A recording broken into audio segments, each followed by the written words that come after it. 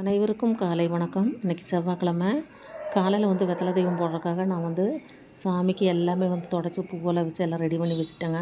அப்படியே கிச்சனுக்கு சாம்பிராணி பூவை காட்டிட்டு ஹாலில் கொண்டு வச்சிட்டோம்னா அந்த காற்று விசு விசுன்னு அடிக்கிறதுக்கு இந்த சாம்பிராணி பூவை வாசத்துக்கு ரொம்ப சூப்பராக இருக்கும் காலையில் நேரம்.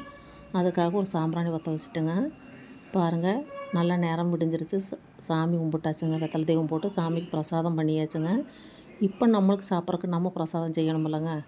காலையிலே டிஃபன் செய்யணும். அதுக்காக நான் டிஃபன் பண்ணி வச்சுட்டு தான் கோயிலுக்கு போகணும். இப்போ உப்புமா தாங்க இன்றைக்கி செய்ய போகிறேன், வெள்ளை ரவை. அதுக்காக நான் கடாயில் தேங்காய் எண்ணெய் ஊற்றிட்டேன். தேங்காய் எண்ணெயில் தாங்க நாங்கள் சமையல் பண்ணுறோம்.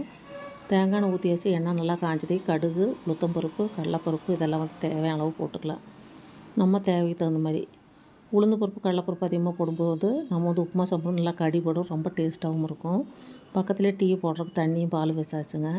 இது நல்லா செவந்து வர டைமில் நம்ம வெங்காயம், கருவேப்பிலை, பச்சை மிளகாய் இதெல்லாமே சேர்த்திக்கலாம்.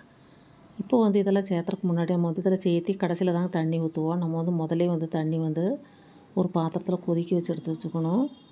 கொதிக்க வச்சு எடுத்து வச்சுட்டு இது வதக்கி வர டைமில் எடுத்து ஊற்றிட்டோம்னா உப்புமா சீக்கிரமாக ரெடி ஆகிரும். இப்போ நல்லா வதங்கட்டும். இந்த வதங்கிட்டு இருக்க டைமில் நான் டீயும் போட்டுட்டு தர்றேங்க.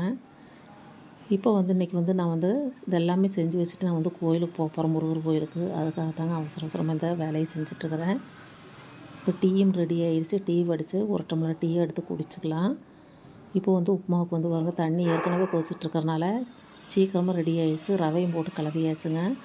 நல்லா சாஃப்டான உப்புமா அருமையாக ரெடி ஆகிடும். இந்த மாதிரி செய்யும்போது உப்புமாவுக்கு எப்போவுமே தண்ணி கொஞ்சம் சேர்த்தியே ஊற்றணும். அப்போ தான் சாஃப்டாக இருக்கும். கடைசியாக கொஞ்சமாக நெய் ஊற்றி கலந்தெடுத்தால் சூப்பரான உப்புமா நல்ல டேஸ்ட்டாகவும் சாஃப்டாகவும் அருமையாகவும் ரெடி ஆயிருங்க.